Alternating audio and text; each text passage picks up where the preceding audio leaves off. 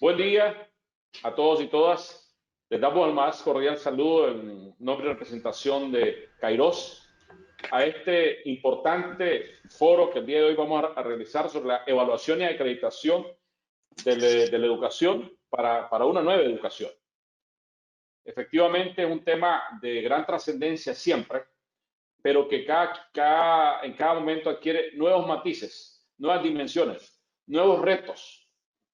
Yo solamente quiero mencionar que cuando hablamos de exclusión o hablamos de desigualdad, se puede dar exclusión por no acceso a la educación, pero también se puede dar una especie de exclusión o desigualdad por un acceso sin calidad a la educación, que es también bastante común, ¿verdad? Entonces tenemos que abordar los aspectos de calidad y la calidad que también para muchos la vemos estrecha indisolublemente ligada a lo que llamamos la eh, pertinencia o la relevancia o la vinculación social de la educación.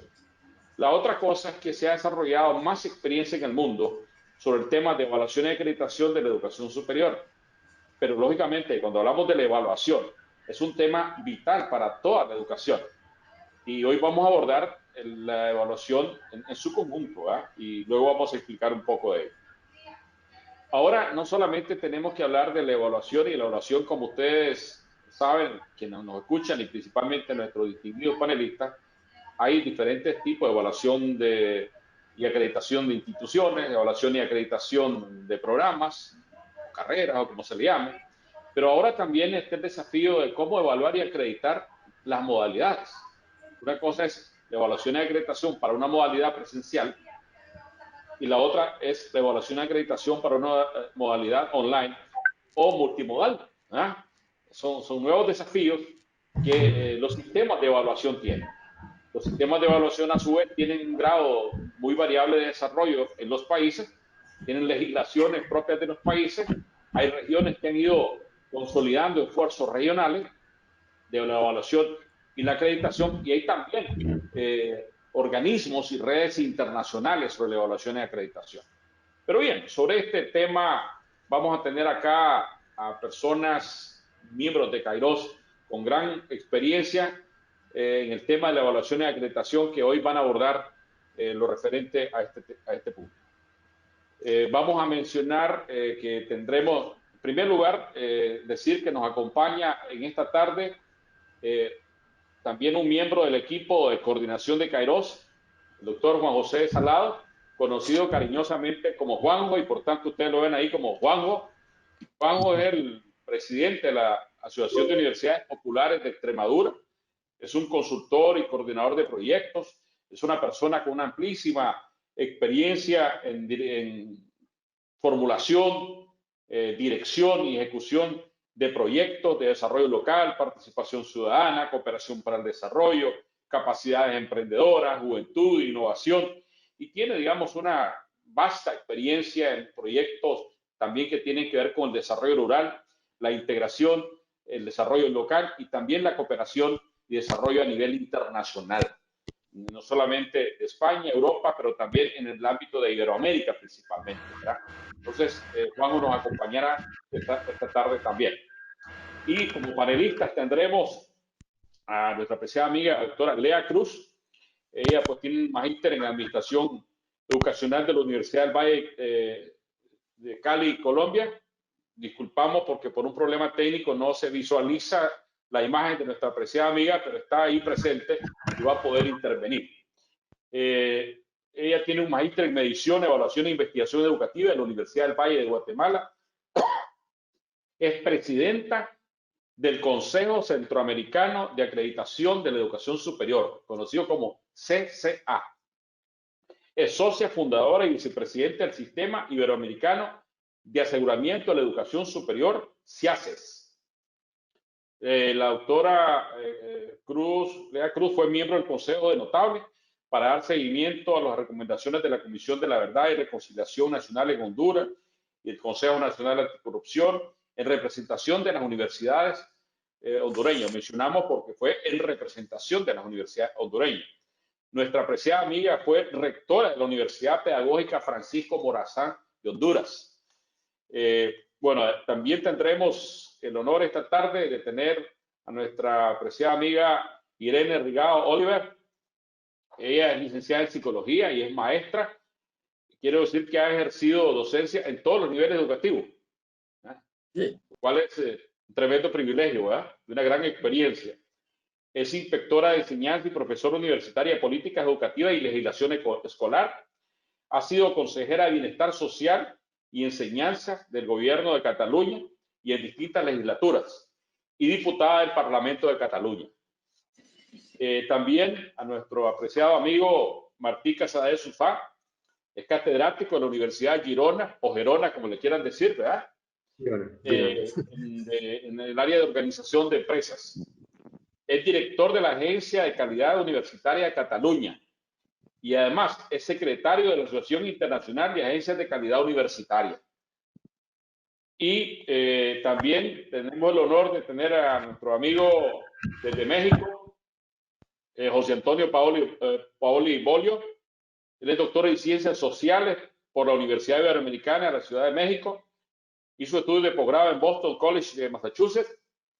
Ha impartido clases desde 1975, principalmente en la Universidad Autónoma Metropolitana, en la unidad de Xochimilco, Ciudad de México, en el Departamento de Educación y Comunicación, y a nivel de maestría y a nivel de doctorado en desarrollo rural.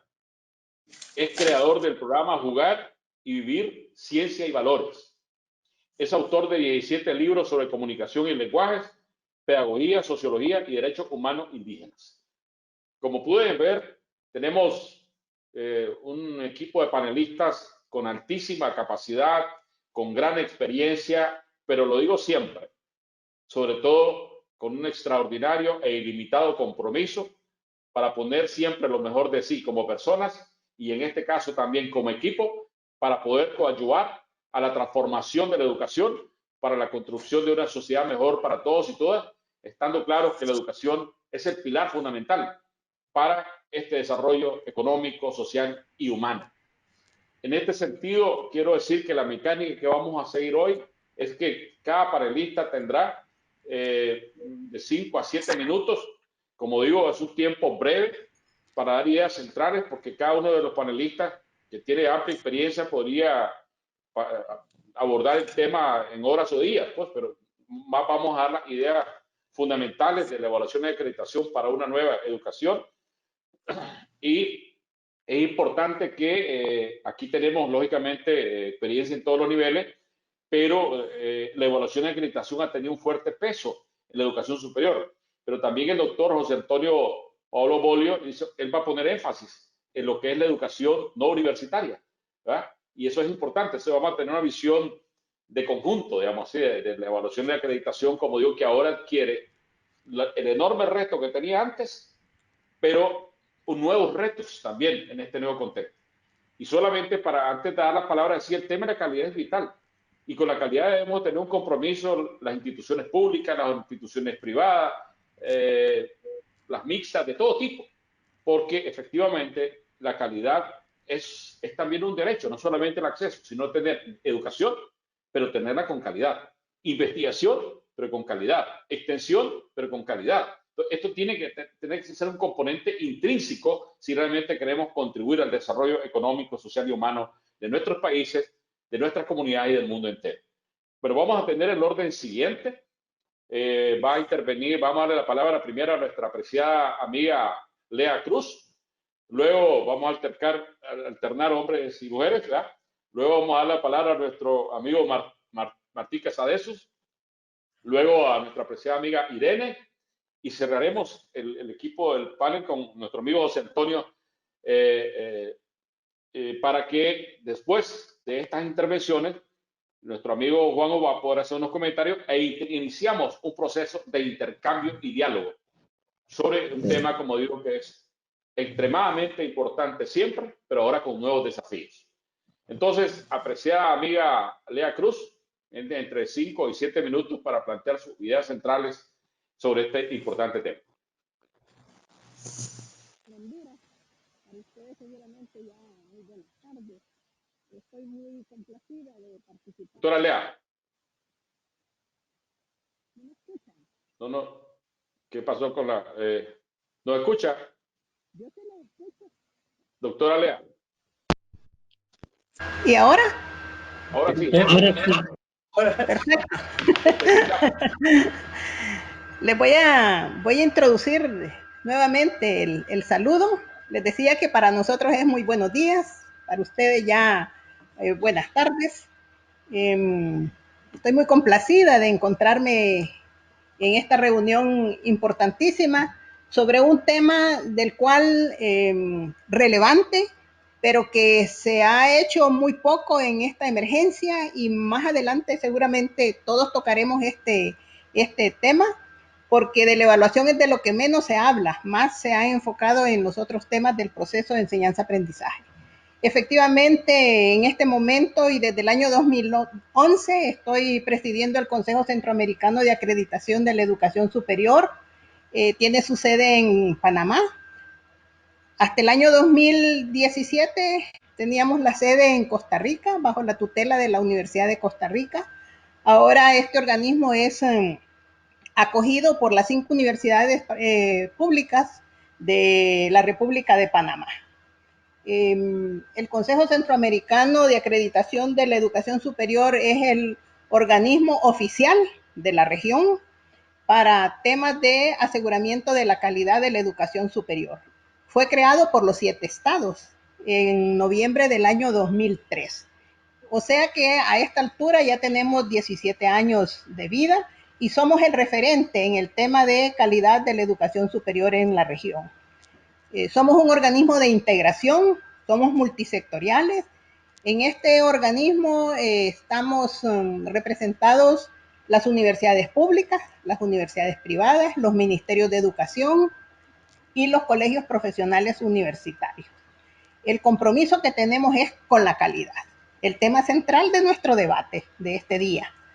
Sostener esta labor en los servicios que ofrece el CCA lo ha conducido a una revisión permanente de nuestra misión y a la implementación de buenas prácticas, tema que también vamos a abordar y a profundizar más adelante.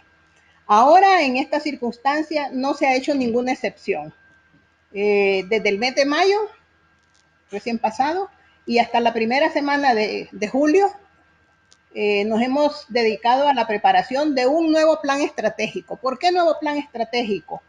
Porque lo hemos ajustado a esta emergencia que nos está tocando enfrentar, de la que las universidades no nos excluimos. Este ejercicio de planificación nos ha permitido adquirir valiosas y nuevas experiencias. Se ha podido reforzar la cultura de la planificación, el trabajo en equipos multisectoriales, lo mismo que el encuentro de nuevos consensos que tanto se necesitan en estos tiempos y los que están orientados al afianzamiento de nuestra misión. La eventualidad con la que nos hemos encontrado, que de la noche a la mañana las universidades del mundo cerraron sus recintos por la pandemia de la COVID-19, y según cifras que estamos manejando, busqué las de UNESCO, de mayo de este año, se han visto afectados alrededor de 1.215 millones de estudiantes de 191 países. Es posible que ustedes manejen otras, pero yo me remití a estas cifras. Algunos otros hablan de 1.520. En nuestra época no conocemos ningún precedente semejante. Es una desafortunada vivencia la que estamos enfrentando, y por supuesto que ni remotamente la hubiéramos simulado, por lo que tampoco estábamos preparados. Todas las decisiones que los países han tomado han sido emergentes, repentinas, y como tal, el cierre de las universidades nos tomó desprevenidos. Movernos de la educación presencial a la educación virtual para poder dar continuidad a los estudios de los millones de estudiantes a los que se refieren los informes de organismos como UNESCO o los institutos de investigación de diferentes universidades que están enfocando este tipo de análisis, pues ya los estamos manejando todos los académicos. En América Latina y el Caribe, el cierre temporal de las instituciones de educación superior está afectando alrededor de 23.4 millones de estudiantes y a 1.4 millones de docentes. Números más, números menos, pero por ahí son las cifras que estamos manejando. Y muy particularmente, y con esta parte terminaré para darle la oportunidad a mis colegas, y muy particularmente en el caso de Centroamérica, ha afectado a sus 217 universidades. Voy a compartir este dato porque seguramente van a tomar nota de él. Distribuidas así: Costa Rica, 64 universidades. De ellas, 5 universidades públicas, 54 privadas y 5 universidades internacionales. Nicaragua, 58 universidades, 4 públicas. Panamá, 34 universidades, de ellas 5 públicas, que son las que albergan al Consejo Centroamericano de Acreditación de la Educación Superior. El Salvador, 26 universidades, 1 pública. Honduras, 21 universidades, 6 públicas. Y Guatemala, 14 universidades, 1 pública. Solo una idea más y cerraría esta primera parte.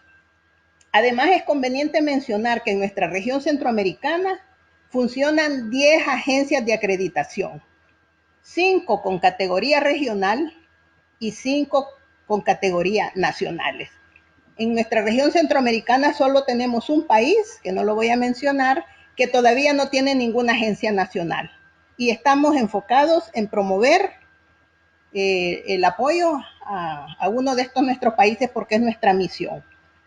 Todas estas agencias, todas, insisto, promueven, apoyan y velan por la calidad de los servicios que ofrecen las universidades. De allí nuestro trabajo muy unido con estas agencias y con las universidades para apoyar y para orientar unos excelentes resultados en esta desafortunada emergencia que estamos viviendo. Me quedo ahí para luego ampliar en el tema de evaluación y de acreditación que tanto interesa. Muchas gracias, apreciada maestra amiga Lea Cruz, presidenta del Consejo Centroamericano de Acreditación, que nos ha dado sobre todo una panorámica del impacto de la pandemia en cuanto a la suspensión de actividades académicas a nivel universitario. Solamente como un referente, hay países donde, aunque el número de universidades privadas es mayor que el de las públicas, aún así el número de estudiantes, en el caso de Nicaragua, el número de estudiantes es mayor en las públicas, aunque solamente son 4 de 58. Hay países donde el número de estudiantes en instituciones privadas supera al de estudiantes en instituciones públicas. Lo digo como un elemento también de referencia. Pues. Bueno, vamos a dar la palabra ahora a nuestro amigo Martí Casadesus para que nos haga el abordaje del tema. Adelante, apreciado amigo Martí. Muchas gracias, Telémaco, y gracias por invitar de alguna forma a ACU Cataluña a participar en el debate de hoy con Kairos. Nuestra agencia llevamos 25 años trabajando en... Me ha ido muy bien. Llevamos 25 años trabajando... Pues llevamos 25 años trabajando con las universidades catalanas, evaluando cerca de 1.500 títulos de universidades públicas y privadas. Y además, voy a contar un poco nuestra experiencia con UNCUAGE, que es la que soy miembro del board, miembro del secretariado, que tenemos una asociación internacional de agencias con más de unas 150 agencias multitud. Entonces, imagináis que en este ámbito mundial pues tenemos todo tipo de agencias que evalúan online, agencias de desarrollados. ¿Hay algún problema con el sonido que no se escucha bien? No sé si seré solo yo, pero... No, efectivamente, tampoco nosotros escuchamos muy bien. ¿Soy yo? Ahora, sí. adelante, Martí. Sí. ¿Ahora? ¿Sí? Sí, mejor.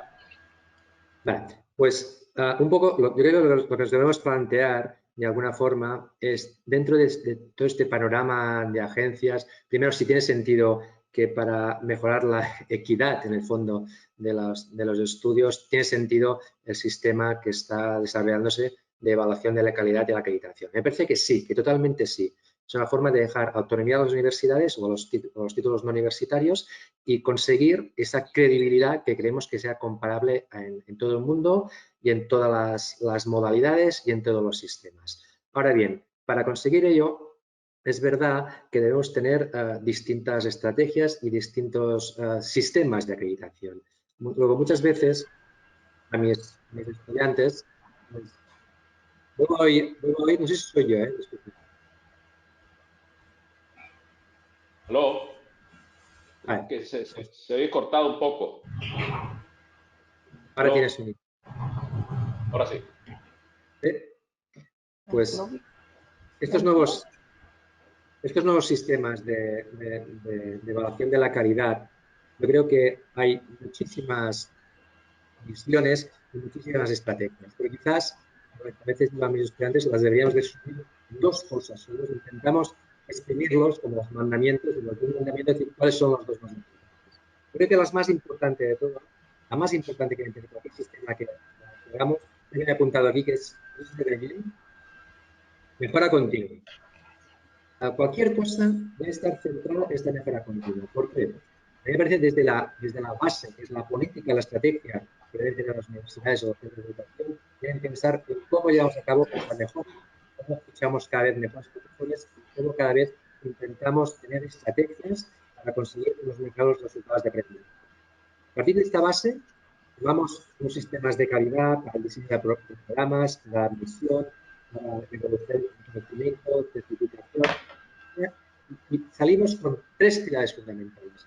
El primero es lo que aprenden los estudiantes, ¿no? Los learning outcomes, qué aprenden esos estudiantes, y por tanto debemos ser algo que cada vez vaya a la mejora continua de la institución, mejora continua de los estudiantes y mejora continua de los profesores.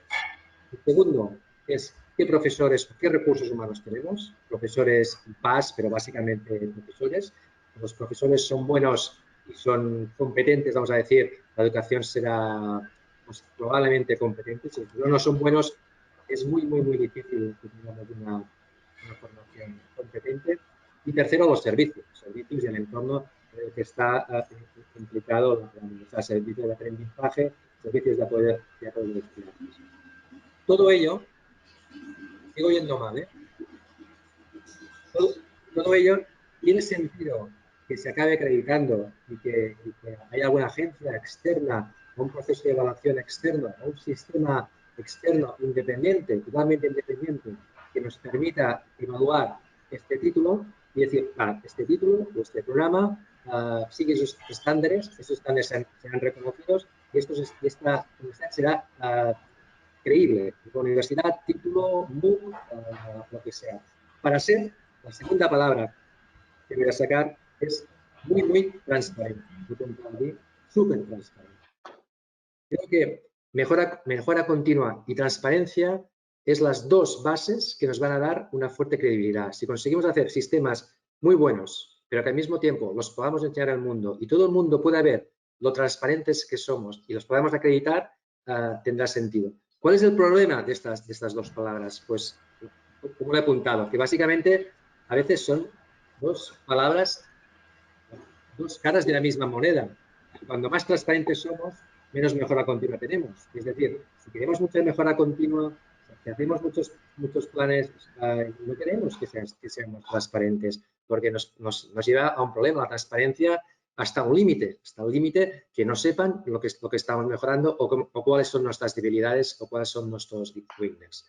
Luego, el objetivo, yo creo, de estos sistemas de calidad, que repito, que pueden ser para online, para no online, para lo que sea, para mí es conseguir lo que hacemos los ingenieros físicos, que es juntar esto en una curva de Moebius, que todo sea la misma. Es decir, que la misma mejora continua nos lleva a la transparencia y que la misma transparencia nos lleva a la mejora continua.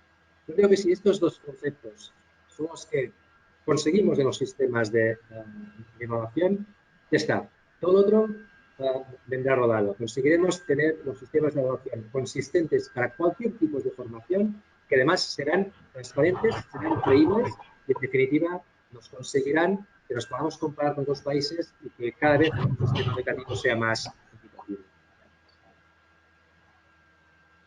Muchas gracias, Martí. Siento mucho ruido, creo que era yo, siento mucho sí, ruido. hay un problema ahí con el ruido, que no se escuchaba bien, pero solamente, bueno, Martí nos ha ha ilustrado muy bien, muy didácticamente ahí, digamos, lo que es la mejora continua y la transparencia.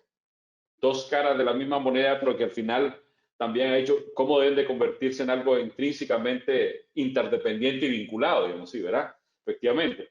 Y con tres pilares, lo que tiene que ver los profesores con los estudiantes de la mejora continua, lo que tiene que ver con los recursos con que se cuenta y los servicios. Entonces, lógicamente que ha hecho un enfoque de qué consisten los procesos y la lógica para poder hacer instituciones y procesos creíbles. Pues muchas gracias, Martí. Desafortunadamente el sonido no estaba tan claro, pero se entendía claramente los mensajes. Ahora, apreciada amiga Irene. Pues muy buenas tardes, buenos días, Lea. Reiterar mi agradecimiento por compartir con todos estos panelistas y las personas que han intervenido en otros foros. Agradecer a Terry que haya hecho llegar mi nombre, porque creo que es un acto más de amistad que de méritos propios, pero bueno. Sí que seguramente mis consideraciones serán de carácter general y a la vez serán referidas al ámbito no universitario. Eso me complemento con Martí. Lo que queda claro con lo que estamos leyendo, y ayer presentaste el libro y los distintos materiales que nos habéis hecho llegar, el conjunto de estrategias que se necesitan para hacer frente a los grandes desafíos de la revolución tecnológica tendrán que plasmarse en nuevas políticas públicas. Muchas de las reflexiones y el material del libro 2050 pueden inspirar esas políticas. Y evidentemente son políticas que tendrán que ser evaluadas y hoy precisamente pues la oportunidad de hablar de ello. Agradezco nuevamente. Al hablar pero de nueva educación, debemos tener presente que la vieja educación aún no ha llegado a todo el mundo. Por lo tanto, es bueno recordar que tenemos porcentajes de alumnos en el cuartil más pobre de la población infantil preocupantes por el acceso a determinadas etapas educativas. Por lo tanto, vamos a hablar de la nueva educación, vamos a hablar cómo vamos a evaluarla, pero tenemos claro que nos queda una tarea ingente para garantizar a todo el mundo el derecho a la educación. Esa nueva normalidad que se desea para el post-COVID no debe dejar a ningún niño, a ninguna niña atrás. Debemos tener muy presente que todas las experiencias que se ha utilizado, la educación a distancia, la educación a través de medios digitales, por el momento en el ámbito no universitario nos han demostrado que el buen alumno va mejor y el mal alumno va peor. Las experiencias de haber sustituido el libro por ordenador aquí en Cataluña durante una etapa y que luego se evaluó, puso de relieve esto. En PISA también, cuando se analizó la competencia digital, también se plasmó.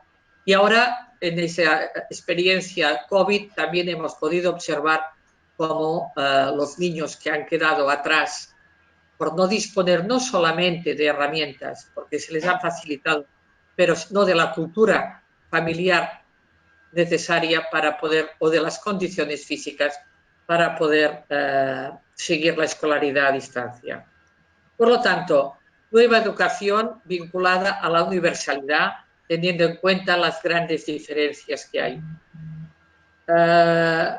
Es verdad que una nueva educación abre el camino a nuevas realidades.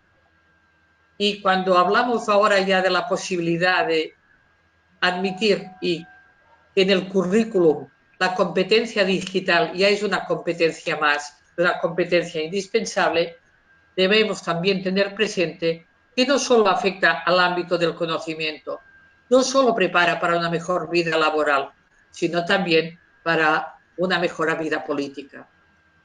Una nueva manera de ejercer los derechos democráticos estará siempre vinculada al dominio digital. Y ahí nos jugamos muchísimo. Nos jugamos no solamente el futuro personal, sino también el futuro de muchos países. Por lo tanto, hay que poder pensar qué modelo de economía y trabajo necesitaremos para educar ya a estos alumnos y qué modelo de democracia, si la queremos realmente participativa, para poder ejercer bien la ciudadanía. Esto tendrá resultados de carácter evaluativo, porque depende de lo que se pase en cada país. Al decidir hasta qué grado se educa digitalmente a los alumnos, cuando se aplique el voto, cuando se enseñe a leer los mensajes, a analizar las falsas noticias, a evitar según qué dominio o qué mala política, dependerá mucho de la fortaleza de esa formación digital que va vinculada a la formación también ética, a la formación no solamente técnica. Por lo tanto, el modelo de ciudadano también será un elemento importante cuando hablemos de educación digital y luchar contra la brecha. En definitiva, estamos a las puertas de una auténtica revolución, no solo en la vida laboral, sino en la gobernación de nuestros países. Y el modelo digital ha de poder facilitar el bien común. Telemaco, tú tienes cerca Estonia, ¿no? La Estonia digital. Si es verdad que ya existe una forma de vida nueva, como dice el primer ministro de Estonia, que solo hay 3 cosas que no se pueden hacer en Estonia digitalmente, que es casarse, divorciarse y vender o transferir bienes. Todo lo demás ya se hace. Yo recuerdo una visita a Estonia de hace unos años y vi el grado de desarrollo que tenían. Y evidentemente esto permite crear una nueva realidad si a partir de contar con la conectividad a las instalaciones, esto ya pone en el mismo nivel a un país grande que a un país pequeño. Por lo tanto, esa gran potencialidad habrá que tenerla en cuenta. Pero vamos, hoy nos decíais que nos pedíais reflexionar sobre la evaluación. ¿Cómo vamos a evaluar unos objetivos tan ambiciosos? Cuanto más exigentes son los propósitos, más complejas serán los mecanismos de evaluación. Y es que, claro, la escuela tiene tareas fundamentales evidentes y tiene tareas encargadas fundamentales que son, pero que no son evidentes. ¿Cómo evaluar las evidentes? Ya hemos aprendido mucho, hay mucha técnica, el aprendizaje de la lectura, el cálculo, transmisión de conocimientos, cada una de las competencias, entre ellas la competencia digital. Eso, bien evaluado, nos permite la expedición de certificados y de títulos. Hay que poder acreditar otras competencias que se adquieren al margen de la escuela, pero el reto será cómo evaluar los encargos, las tareas fundamentales que no son evidentes. La calidad del espacio de protección a los chicos, a los niños para juegos y relaciones, el grado de socialización, la construcción de una personalidad con valores propios para una sociedad democrática real, derechos, deberes, responsabilidad, resiliencia. Ese COVID nos ha puesto frente a una realidad. Depende del carácter resiliente o no del ciudadano, ha habido una manera u otra de enfocar la prudencia, la esperanza, la solidaridad, el perdón. En definitiva, ¿cómo acreditar los objetivos relacionados con las tareas no evidentes? Hoy era lo que yo también quería ahora proponer. En definitiva, hay una evaluación que sí, que más adelante, si hay otro turno, voy a hablar con más detalle, que creo que es la más urgente, que es evaluar la competencia digital de los docentes. Sin tener bien acreditada esa competencia digital, y luego si hay tiempo, puedo explicar alguna experiencia al respecto, ya no corresponde hablar de cómo evaluar la competencia de los alumnos. Hay que evaluar primero la de los docentes para garantizar que llegue a todo el mundo la necesaria alfabetización y la inclusión digital que exige el futuro. Muchas gracias, apreciada Irene. Bueno, indudablemente toda la intervención importantísima, el reto de cómo no solamente evaluar la competencia y lo evidente, sino realmente las competencias no evidentes. Y eso es un reto complejo, pero extremadamente importante, principalmente en estos tiempos. Pero de entrada también hacía la referencia de que hablamos de la nueva educación, pero cómo hacer que los que no tuvieron acceso a la vieja educación tengan acceso no a la vieja educación, sino que tengan acceso ya a la nueva educación. Entonces, ¿por qué no tendría sentido? Bueno, como tuvo acceso a la vieja, comencemos por darle la vieja educación y después algún día tendrá. Creo que eso ya tiene que saltar. Es como el que nunca tuvo teléfono fijo y pasó al teléfono celular, ¿ya? O al teléfono móvil, ¿ya? Creo que ahí hay un reto grande, pero efectivamente no puede haber desarrollo dejando una parte atrás, ¿ya? Pero igualmente planteaba todo el reto para la vida social, para la vida política, para la vida profesional y para el fortalecimiento de la democracia. Efectivamente, una educación con calidad. Pero bueno, ha sido una excelente presentación también. Muchas gracias y lógicamente tendremos más tiempo para debatir sobre ello. Doy la palabra ahora a nuestro amigo José Antonio Paolo Bolio para que nos aborde también desde su perspectiva el tema. Adelante, apreciado amigo.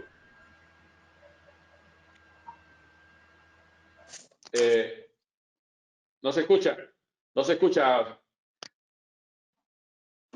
Ahora sí. Antes que evaluación, ¿cómo concebimos la escuela nueva o la educación nueva? Me parece que tiene que ser una educación que invite, que promueva la armonía social, la inteligencia y la espiritualidad, ¿no? Y para esto tiene que partir de emociones estéticas, lúdicas y divertidas. Y no puede ser de otra manera, porque la emoción es movimiento, es motion, es entrar. Y esto requiere de una vitalización casi a priori. Y que los niños, bueno, yo los invito a que vean nuestro canal de Alegría y Pedagogía en YouTube. Ahí, bueno, hay otros canales, pero ese tiene como 60 trabajos en aula de Chiapas y del sur de la Ciudad de México. Y bueno, por una parte, al decir armonía, significa que esto es sistemáticamente y bajo muchos criterios, que ahora trataré de mostrar uno que otro, una sistemática interacción enaltecedora, sin adular, ¿no? Esta es una combinación fundamental, ¿no? Enaltecimiento sin adulación. Y esto genera armonía social, genera resiliencia y otras maravillas. Pero luego, desde el punto de vista intelección, desde el punto de vista intelectual, me parece que hay que promover esto que Howard Gardner llamaba las inteligencias múltiples, de múltiples maneras, ¿no? Ciertamente tiene que haber una dimensión lingüística de la que partimos, una lógica matemática que se deriva directamente de la lingüística, musical. La música es quizá el centro más importante de la educación. Y música con letra vitaliza las cosas de una manera especial. La manualidad sinestésica o kinestésica, que es fundamental, el saber cómo son mis movimientos, cómo son los movimientos del mundo y cómo funcionan mis sentidos para integrarme a la realidad. Esta tiene que ser una educación fundamental. Por otro lado, también naturalista, de quien sabe clasificar, estructurar, mirar sistemas de categorización, donde se sabe que, bueno, un gato es un felino y un felino es un mamífero y un mamífero. Y entonces uno puede integrar, ya sabe que es mamífero y sabe ciertas características del gato concreto. Pero bueno, ahora felino y sabe otras características del gato concreto. Y hasta que llega al gato concreto, que ese sí es muy especial y es un espécimen único, igual que el ser humano único. Pero esta categorización tiene que ser constante para promover un sistema, para promover todos los sistemas y para promover una condición existencial. Me parece que esto, bueno, nosotros partimos siempre de un relato, normalmente un cuento, que por extraña razón a los niños, sobre todo, de preescolar a secundaria, por lo menos, y toda la vida, el cuento es fascinante. ¿Por qué es fascinante? Porque nos pone relaciones, relaciones que podemos visualizar, pero que no nos comprometen todavía. Y esta condición de relación nueva me permite probar distintas dimensiones para mi vida, ¿no? Bruno Bettelheim hablaba en los cuentos de hadas de Hansel y Gretel, por ejemplo, que ellos ven la amenaza, saben que están solos, saben que tienen que colaborar, niño, niña, hombre, mujer, y saben también que tienen que enfrentarse con inteligencia al proceso y que lo logran. Esto descansa al niño desde preescolar, ¿no? Desde luego. Pero nosotros lo que hacemos es todos los cuentos que vamos a usar, que tenemos, pues no sé, más de 150 cuentos ya elaborados, todos muy positivos, pero que empiezan con severos problemas, porque si no hay problema, no hay cuentos, ¿no? No hay posibilidad de trama. Entonces, en esta perspectiva, vamos a vitalizar con un diálogo, ¿y por qué? ¿Y cómo colaboraron? ¿Y por qué colaboraron? ¿Qué ganaron al colaborar? ¿Qué hubieran perdido si no hubieran colaborado? Y el diálogo empieza a ser consciente lo que fue un patrón de experiencia, una vitalización de entrada. Y a esto le ponemos una canción, ¿no? Entonces, es muy importante que siempre haya un ritmo. El ritmo, ya decía Platón hace tantos siglos, que es un ordenador del tiempo. Y necesitamos ordenar nuestros tiempos, pero ordenarlos de muchas maneras para que la vitalización sea múltiple, categorizada de 1000 maneras, con ritmos distintos. Y el ritmo nos lleva siempre a algún lado. No sabemos qué lado, pero vitaliza esto todavía más. Entonces, el ritmo es fundamental. Y bueno, ya estoy en 5 minutos y todavía no he empezado con evaluación, pero ya lo dejaremos para otro momento. Y por otra parte, lo espiritual, que supone un sentido de gratitud y paz interior, una fortaleza. Tenemos nos ha funcionado muy bien una cosa que ante un problema la solución soy yo, ¿no? Nosotros somos solución final feliz de los problemas, ¿no? Entonces, esto es capital, pero bueno, tendremos que integrar a la comunidad. La escuela no puede ser solo escuela, tiene que ser comunidad educativa, y aquí el Internet nos puede ayudar a circunscribir mejor esta comunidad educativa.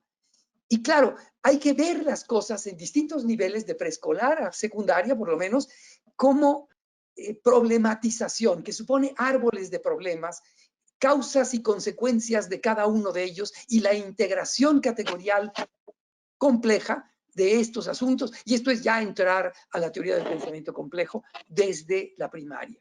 Pero esta condición tiene que integrar a la familia mediante tareas familiares, donde las emociones estéticas vayan a la familia y regresen a la escuela, como cartas de amor cifrado, por ejemplo, que es un juego, o como buenos deseos que se cuelgan en la pared y que son un fomento a la lectoescritura muy poderoso en los primeros años de la educación primaria. Y en fin, esta problematización va a ser algo clave para evaluar. En este sistema hablamos de una cadena de organizaciones de elementos. Esta cadena va desde el relato hasta el canto, el diálogo, el dibujo, el diálogo sobre el canto, teatro, educación física, baile, coreografías tal vez, y integración de la familia, para concluir con un momento que le llamamos momento creativo, donde el niño, después de una semana de este trabajo, siempre positivo, y hay que pensar en canción que sea positiva. Nosotros somos solución, ¿no? Pero también es pensamiento positivo te descansa en la acción, pensamiento negativo te acongoja el corazón. Bueno, les podría seguir por este lado. Tenemos 280 canciones relativas a los cuentos. Y bueno, me encantaría compartirles estos asuntos y cómo tratamos de evaluar todo esto. Perdón, ya me pasé de 7 minutos. Muchas gracias. Efectivamente, digamos, con un enfoque sumamente importante de la educación, visto también desde la armonía social, desde la experiencia, desde la espiritualidad, y cómo realmente un nuevo enfoque de la educación para hacerla atractiva, para hacerla partiendo de problemas, el diálogo, pero ser parte de la solución. Y eso es clave, porque muchas veces, como digo, cuando tenemos la respuesta a una pregunta, nos cambiaron la pregunta, ¿verdad? Y esa es la lógica actual. Entonces, esa es la lógica actual. Si nosotros entrenamos para mecánicamente dar respuesta a unas preguntas, asumiendo que las preguntas no van a cambiar, está mal. Es igual, la formación actual se estima que en el futuro, los empleos del futuro todavía no se sabe cuáles van a ser, no están definidos. Estamos educando gente para empleos que aún no se sabe cuáles van a ser o cómo van a ser. Bueno, la pandemia fue un ejemplo claro. Hace un año no teníamos ni remota idea de lo que iba a pasar con la pandemia. Y ya vemos todo lo que ha pasado y sigue pasando. No sabemos hasta dónde va a llegar. lógicamente que ahí, como digo, la parte humana, pero complementada con la parte digital, y aquí también esto lo complementa con lo que decía Irene, bueno, los profesores que están preparados están, o cómo los preparamos. Hay un cierto temor también en eso, muchas veces, pero cómo logramos romper esos mitos para convertir los problemas en oportunidades. Bueno, ese es un tema ahí, y yo creo que ha sido un excelente enfoque de trabajo de todos los que han expuesto, y una complementariedad importante. No vamos a repetirlo, sobre todo desde el pensamiento positivo que hacía referencia a José Antonio. Voy a dar la palabra a Juanjo para que unos comentarios, y luego iniciamos un intercambio, entendiendo que efectivamente tenemos que evaluar cómo evaluamos, porque al final, digamos, tenemos que evaluar y cómo. Yo aquí voy de entrada a hacer una pregunta, que es un foro excelente que condujo nuestra apreciada amiga Lea Cruz. Yo decía, ¿cómo evaluamos para algo que no tiene referentes? Porque ese es un tema complicado, porque si yo evalúo solamente con referentes anteriores, vamos a decir con la vieja normalidad, entonces voy a forzar un poquito a que se cumpla la vieja normalidad y no la nueva normalidad. Bueno, ese es un reto. ¿Cómo hacemos para evaluar y cómo hacemos para acreditar eso? Juanjo, por favor. Bueno, pues yo, además de agradecer y felicitar a las intervenciones de las compañeras y compañeros panelistas, pues por esas valiosas aportaciones que han realizado, y que además en diferentes casos coincidentes con todas las respuestas que podemos estar pensando ante esta actual situación, ¿no? Está claro que hemos de reinventar el sistema. Porque la COVID-19 nos ha dado un baño de realidad que ya no podemos obviar. Por tanto, ahí entiendo que todo el conocimiento, toda la experiencia, todo el saber que existen dentro del propio sistema, lo tenemos que poner al servicio de esas nuevas soluciones y de esa nueva situación con la pregunta que nos plantea Telémaco, ¿no?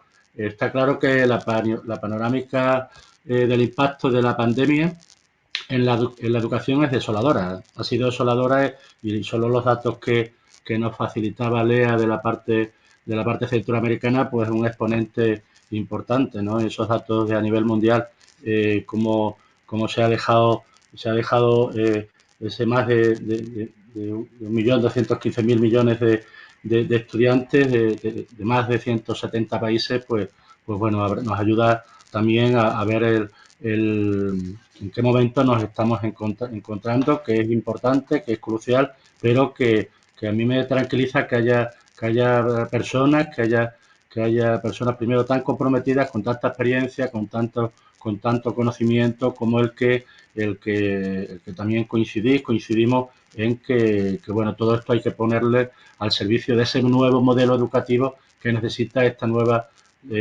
sociedad que necesitamos, o que existe ya, ¿no? Por lo tanto, esta situación de desoladora tenemos que también, ahí el reto ese de recomponerlo, ¿no? Y lo tenemos que recomponer de la mano. O sea, como bien decía Irene, sin dejar a nadie atrás.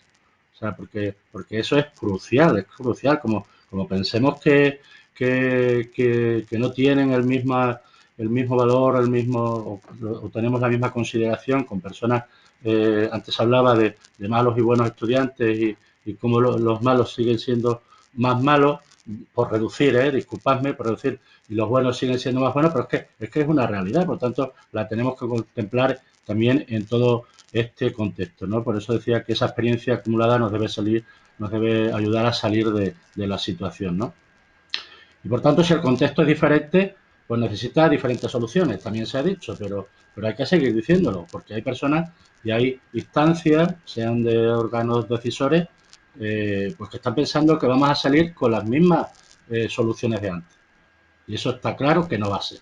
Por tanto, tenemos que hacer ver, especialmente a quien tiene la capacidad y la responsabilidad de tomar las decisiones, en este caso políticas, pero también académicas, también estoy pensando en los directores académicos, pues que también vean que este contexto vamos a salir si aplicamos diferentes soluciones, porque es un contexto diferente, ¿no? También se hablaba de que necesitamos nuevas políticas públicas. Se ha dicho claramente y es cierto, claro, que y esas políticas públicas van a tener que ser evaluadas. Y entiendo que van a ser con estos criterios nuevos, con estos criterios después de la pandemia. No podemos tener la percepción de que vamos a utilizar otro sistema, ¿no? Aún tenemos pendiente, evidente, garantizar el derecho a educación para todas las personas, ya lo decía antes, y ahí hay que estar muy militante en este sentido para que no haya en este sentido ningún tipo de exclusión. También veo que es evidente que la mejora continua, lo habéis dicho, y la transparencia, Martí, es fundamental, y ahora más que nunca tienen que estar bien presentes, y ahí tienen que estar en todas estas preguntas que ahora nos está haciendo Telémaco y nos estamos haciendo en este momento. Y por lo tanto, va a ser importantísimo aprender a convivir con la situación actual. Y alguien también hablaba Irene, del contexto digital, ¿no? Y es claro, y este contexto digital tenemos que ahí ser militantes también, tanto los profesores y profesoras, los estudiantes, las familias, que hay un contexto también importante a considerar ahora en este nuevo contexto que se nos ha practicado. Pensar que en el confinamiento el importante papel que ha tenido la familia en la educación de sus propios hijos, ¿no? Por diferentes razones. Y especialmente en los sensores. Y acabo ya con algo que también acabáis de decir, ¿no? El profesor, el, el compañero de México, ¿no? Cuando hablaba de la comunidad educativa. Es fundamental considerar que la comunidad educativa ahora hay que darle ese valor que siempre debería haber tenido, pero ahora es que lo va a tener más si cabe, ¿no? Por tanto, en este sentido, coincidir plenamente, o me siento también fortalecido en las convicciones que estamos compartiendo en Kairos, que estamos compartiendo con los diferentes miembros y que se vaya allanando el camino hacia los siguientes pasos que todas y todas vamos a poder aportar cada uno desde nuestra experiencia, desde nuestra responsabilidad, desde nuestro conocimiento y desde todo aquello que vamos a poder ahí poner sobre la mesa, ¿no? Por tanto, adelante, como dice nuestro amigo Juan Carlos, que hoy no nos puede acompañar, y ya le disculpo, por favor, le disculpáis, y nada, vamos a continuar porque esto está empezando. Sí, bueno, yo creo que todo lo que son las agencias de acreditación y los sistemas, pues pueden ser o no agencias, ¿no? Tiene un gran reto, extraordinario reto. Si lo tenían antes, ahora, para que puedan realmente coadyuvar a la mejora continua, que hablaba Martí, ¿verdad? Desde una lógica transparente, pero que esa evaluación y acreditación no sea una camisa de fuerza para que la institución se vea obligada a no evolucionar, sino a hacer mejor lo que estaba haciendo. Ese es un reto complicado porque el mundo cambia a una velocidad tan grande. Entonces, lo que son factores e indicadores tienen parámetros muy diferentes, efectivamente, pues, ¿verdad?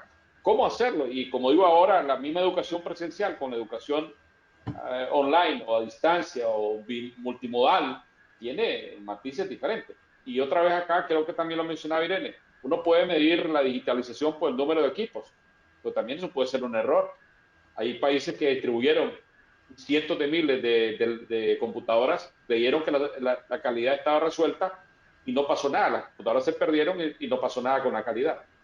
Igual yo aquí digo, por ejemplo, creo que todos nosotros tuvimos maestros y maestras brillantes, excelentes, grandes educadores y educadoras, y no tenían ningún medio tecnológico, ¿verdad? Y de repente nos encontramos que algunos de nosotros no damos una conferencia si no tenemos un equipo moderno, pero hacemos un karaoke académico de mala calidad. Entonces, ese es un tema también bastante importante. Pero bueno, ¿cómo hacemos? Y esto, como digo, la educación vista como un bien público social a todos los niveles. También como una responsabilidad del Estado. No quiere decir ofrecida toda por el Estado, pero como responsabilidad de la calidad. Y esto puede ser ofrecida por públicas, privadas o comunitarias, etcétera, porque en este caso también hay que verlo. Hay instituciones públicas que tienen un elevado compromiso social desde su comunidad. Hay otras que lo que hacen es defender un status quo. ¿Ah? Hay instituciones privadas sin fines de lucro y hay unas de lucro sin fin. ¿Ya? Y peor aún, hay algunas de lucro sin escrúpulos, ¿verdad? También. Son realidades. Es un poco duro decirlo, pero esa es la realidad. Entonces, ¿cómo hacemos en términos positivos para avanzar? Y en esa lógica de ese pensamiento positivo que nos decía José Antonio. Bueno, entonces, nuestra amiga Lea está por ahí. Aquí estoy, claro. Ah, Estoy siguiendo todo y muy aquí está. entusiasmada. Bueno, Antes de excelente. llegar a Entonces, ese tema tan particular de la como evaluación y la digo, vamos a hacer un acreditación, intercambio. Como ¿sí? digo, Perdón que me no perdí vamos un a resolver los problemas porque nos mereceríamos algún premio si resolvemos problemas en este tiempo, pero sí realmente discutir los aspectos fundamentales y bueno, ¿y qué hacer? ¿Qué hacer? Claro. Casualmente Kairos está abocado a partir de la situación actual, de los desafíos presentes y futuros, cómo transformamos en términos positivos para poder avanzar hacia una mejor sociedad. Apreciada amiga Lea. Eh, para poder ir dando respuesta a esas interrogantes, yo creo que también es importante poner en el marco de esta conversación amena, agradable, algunos elementos de nuestra realidad tan particular de los centroamericanos. Todos a nivel mundial estamos conscientes de esa urgencia con la que nos movimos las universidades de la educación presencial a la educación virtual. Por supuesto que no necesariamente obedeciendo a una respuesta debidamente planificada. Entonces nos encontramos con algunas situaciones. He estado participando, igual que ustedes, en diferentes foros, así online. Y hemos estado atentos a cifras que se manejan y a la revisión de documentos. Por ejemplo, en relación con la baja conectividad de nuestros países, ¿verdad? En América Latina, que no es lo mismo la situación de los países que tienen más desarrollo que los nuestros. La CEPAL maneja que apenas un 55% de la población dispone de conectividad, que este es un elemento sustancial para que los estudiantes tengan opción a la educación virtual y consecuentemente pues hagan uso de su derecho a la educación de la que hablaba el doctor Telémaco. Sumado a ello se señala la falta de contenidos alineados adecuadamente con la modalidad virtual, porque fue una cuestión repentina la que se ha dado. Y aún lo más delicado, los profesores con muy escasa preparación para desarrollar los contenidos mediante estas modalidades, ¿verdad? ¿Que hay riesgos que afectarán la calidad de la educación superior? Por supuesto que sí. Y vamos a ir desmembrando algunos de esos elementos. Podemos mencionar algunos asuntos que ameritan ser considerados. Por ejemplo, las desigualdades en el aprendizaje se ampliarán lastimosamente. El aumento de la marginación que se producirá. El abandono de los estudios, ya que los estudiantes con menos opciones para acceder a la tecnología se están viendo limitados a continuar sus estudios. Y más adelantito voy a compartir una cifra muy, muy fresca que tenemos. Por ejemplo, en el caso particular de la educación superior, hay un ejemplo de un estudio reciente que desarrolló la Universidad Pedagógica Nacional Francisco Morazán, de la cual fui rectora. Este estudio corresponde al mes de abril de este año y destaca lo siguiente, entrecomillado. Dice, los docentes tienen alta conectividad a la red por telefonía móvil, pero baja disposición de equipo de computación.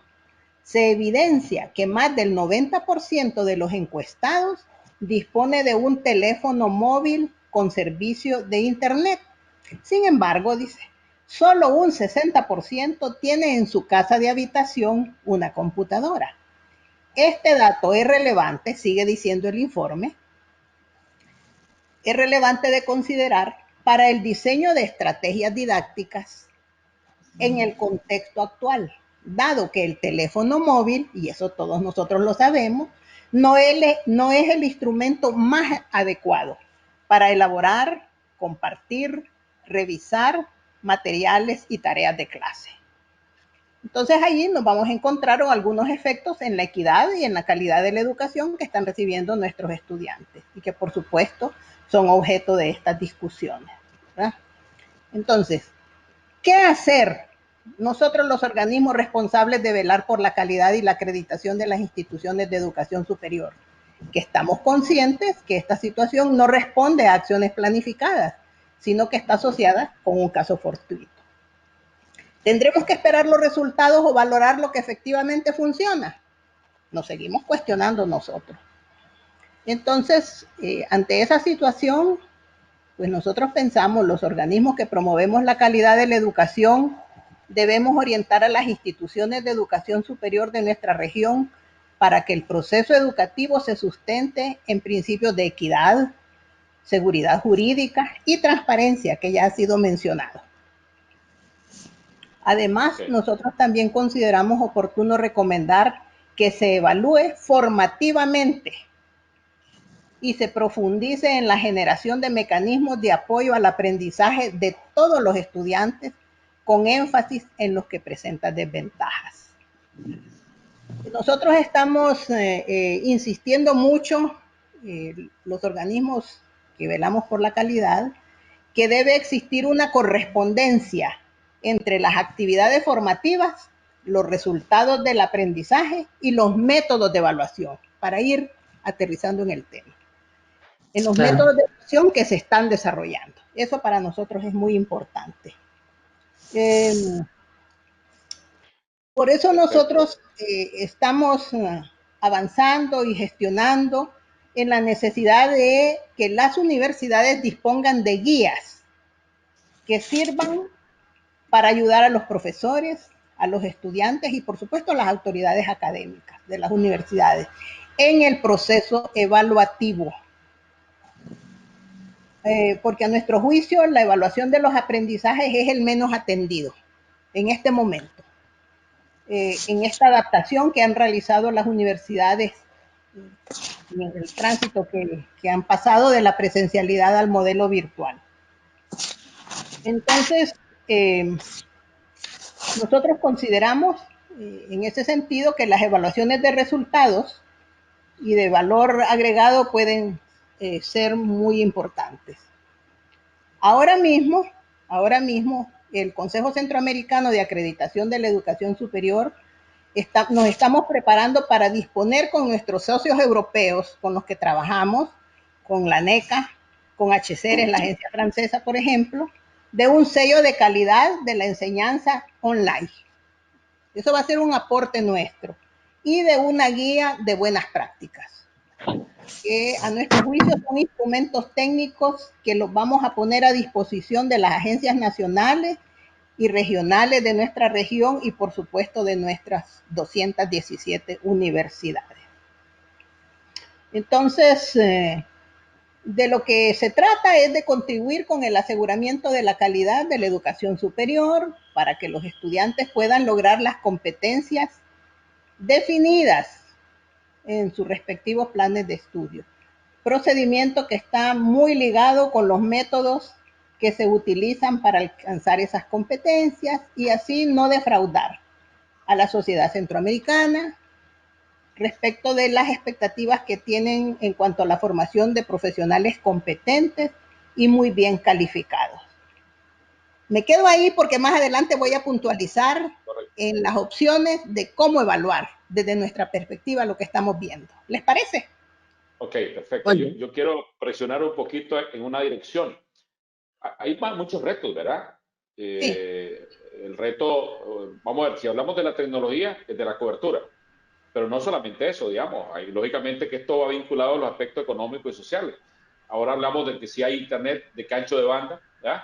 ¿Qué condiciones tiene? ¿Qué equipos tiene? ¿Cuántos equipos por colegio o por familia también? Etcétera, etcétera. Pero también, digamos, el tema de la evaluación de lo evidente y no evidente. Aquí vuelvo a retomar eso. Es un tema, y cómo evaluamos lo presencial y cómo evaluamos lo no presencial. Y la idea tiene mucha razón en eso. Hay mucho por hacer. Pero también quiero, para dar la palabra a Matías, a Irene, decir, esto es como el hambre y la nutrición. El hambre, el que no tiene comida, tiene hambre y tiene un problema de nutrición. Pero no todo el que tiene comida está bien nutrido, ¿verdad? Exacto. Hay gente que tiene comida suficiente y está pésimamente mal nutrido, ¿verdad? Y hay problemas de salud y problemas de todo tipo por la mala nutrición, aún teniendo muchos recursos. Quiere decir, hay problemas de acceso, pero hay problemas de del que tiene acceso, de la calidad también, ¿verdad?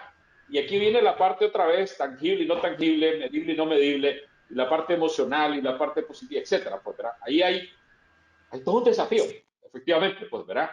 Que tenemos, Irene, que me pide la palabra y activa. Bueno, Bueno, y luego de Antonio, ¿va? es que realmente se está poniendo la cosa muy interesante, ¿no? Yo antes he hablado de que en el próximo turno me referiría a experiencias concretas, porque en la primera parte he hecho unas consideraciones quizá demasiado o muy generales, pero como puedo mandarlo, o lo que iba a comentar, puedo mandarlo como un documento, pues lo mandaré, porque quería hablaros de una experiencia concreta de cómo garantizar la competencia digital del profesorado para después poderla también, lógicamente, evaluar. Debe quedar claro que no es solamente una responsabilidad del mundo educativo ni de los ministerios de educación para que un país tenga su profesorado formado digitalmente. En Cataluña hicimos un plan interdepartamental porque tienen que entrar las administraciones que se cuidan de las tecnologías, la de la financiación, etcétera. Es algo transversal. Bueno, pero esto ya lo mandaré como un ejemplo y como también un mecanismo que tenemos que Martín conoce bien, que es la TIC, que cualquier ciudadano puede acreditar sus competencias en tecnología porque hemos marcado los estándares de referencia y se pueden acreditar pues sus niveles de capacitación. Pero bueno, yo quisiera, quizá acostumbrada a la polémica, pero quisiera retomar el debate cuando tú, Telémaco, en cierta medida, con mucho acierto, me has respondido diciendo, sí, hay que avanzar en la nueva educación, pero para llegar a la nueva educación no es necesario pasar por la vieja, ¿no? Yo estoy de acuerdo. Pero lo que sí que me parece que para pasar a la nueva educación, lo que no podemos perder es la escuela. Continúo refiriéndome a la educación no universitaria. Para referirme a la universitaria tendría que recordar mi época de profesora de la Universidad a Distancia, la UOC, en Cataluña, pero es otro ámbito. Ahora me refiero solamente al ámbito escolar. Me preocupa especialmente para los países más pobres, con más desescolarización, que no se busque un atajo para garantizar el derecho a la educación. Si uno recuerda los distintos escenarios que la OCDE marcó para el futuro de la educación, nos dibujaba distintos modelos. Y decía, hay el modelo de la burocratización, establecer el sistema educativo con un carácter muy burocrático. A cada modelo hay unos países de referencia. Aquí en Europa decimos el sistema burocrático, el modelo burocrático sería el modelo francés, simplificando. Puede haber un escenario de futuro al que se está entrando mucho y veo que en el ámbito universitario más, al menos aquí, que en el no universitario, que es que el sistema educativo cada vez sea más responsabilidad del mercado. Hay otra modalidad que la que estaría de acuerdo que es a la que a mí es el escenario que a mí me gusta más, que es el de la escuela en el corazón de la comunidad. Y aquí con mi compañero panelista cuando hablaba de la comunidad educativa, si ponemos la escuela en el corazón de la comunidad, vemos qué problemas tiene la comunidad y cómo la escuela puede resolver y la comunidad puede ayudar a resolver. Por lo tanto, este es un buen escenario, pero no es el único. La OCDE también nos avisa de un futuro posible escenario, que es el de la desescolarización. Que sea, yo me educo a los niños en casa, la educación domiciliaria, y a través de la dotación de instrumentos digitales, pues a través de la educación online, garantizo los conocimientos que decíamos evidentes, pero me pierdo toda la parte de socialización, de sentido de pertinencia, de formación de la personalidad que da la comunidad educativa. Por lo tanto, el peligro de decir vamos a escolarizar a todo el mundo directamente, mandando un programario y un programa y una dotación online, también puede existir, porque es una solución más barata que garantizar una buena red de centros y un buen equipo de profesores. Por lo tanto, también hay que vigilar, a mi entender. Una cosa es que la competencia digital tenga que ser dominada por los profesores, no solo como instrumento, sino también metodológicamente saberlo usar, y los alumnos también, pero la fortaleza de la educación yo creo que deriva del contacto directo, del sentido de pertinencia y de la convivencia. Por lo tanto, quería hacer esa reflexión porque me parece que un cierto peligro hay. Y acabo con una experiencia muy concreta.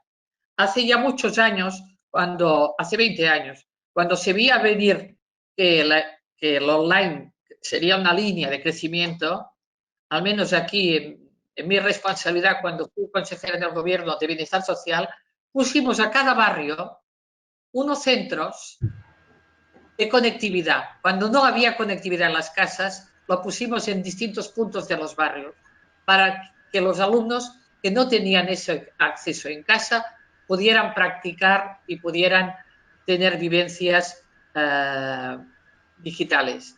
Por lo tanto, hay varias experiencias para acortar el camino, para hacer llegar rápidamente esa habilidad, aunque no haya conexión en las casas y no haya equipamiento. Lo que sí que me preocupa es, como decía, que algún gobierno pueda encontrar un atajo dotando, como en su día se habló de la televisión escolar, la radio. Los que ya tenemos una edad, yo ya soy muy mayor, he vivido la radio escolar, la televisión escolar, las diapositivas, la pizarra, bueno, todo, pero donde hay un buen profesor hay calidad. Y si no hay buen docente, no hay calidad. Y no vayamos a sustituir la calidad de un docente por el precio de un ordenador. Así es. Bueno, mira, esa tentación existe, pero sería una visión simplista de algún gobierno o algún funcionario. Y cuando hablamos de vieja y nueva educación, no estamos hablando de educación online y educación presencial, no es eso, por lo menos de nosotros, pero hay quien la puede ver así, hay quien puede ver una solución, entre comillas, solución simplista. Casualmente, por ejemplo, lo que habla el profesor José Antonio, y él me dirá si no es cierto, es una nueva educación, pero no estamos hablando de educación online. O sea, puede ser, debe potenciar las tecnologías de información y comunicación, por supuesto que sí, y en esta altura del desarrollo es casi impensable no hacerlo, pero eso no es sustituir, y en este caso también existe mucho temor de los docentes, ¿verdad? De que puedan ser sustituidos, y efectivamente creo que la interacción humana y la labor de los docentes lo hacía, creo que era ayer nuestro amigo. Si me permites, Telemaco. Sí, y sobre todo la enseñanza, yo hablo de la enseñanza obligatoria, el pasaporte de ciudadanía que representa tener los conocimientos básicos para encarar el futuro. Y aquí la relación personal es básica. Sí, no, de acuerdo. Entonces, para dar, como digo, para que se entienda cuando hablamos de nueva y vieja educación, no nosotros, ¿verdad? Sino quien nos escucha y quienes, y los decisores también, porque esto es un tema de políticas, sería una visión simplista, pero no soluciona al final, desde el punto de vista del desarrollo humano, ¿verdad? Eso es clave. Martín. Sí, gracias, Teleno. No, estoy totalmente de acuerdo con Irene. Yo creo que desde el punto de vista universitario, bueno, el COVID nos ha llevado ninguna ventaja, 1000 problemas. Bueno, la única ventaja es, como mínimo aquí, es que nosotros que trabajamos en una empresa sin papeles, he llegado a casa, he puesto el ordenador y todo funciona. Una pasada. Y el sistema funciona. Me he quedado bastante alucinado de los sistemas, cómo están dimensionados. Me pensaba, esto va a ser un desastre y no. La única ventaja, todo un desastre.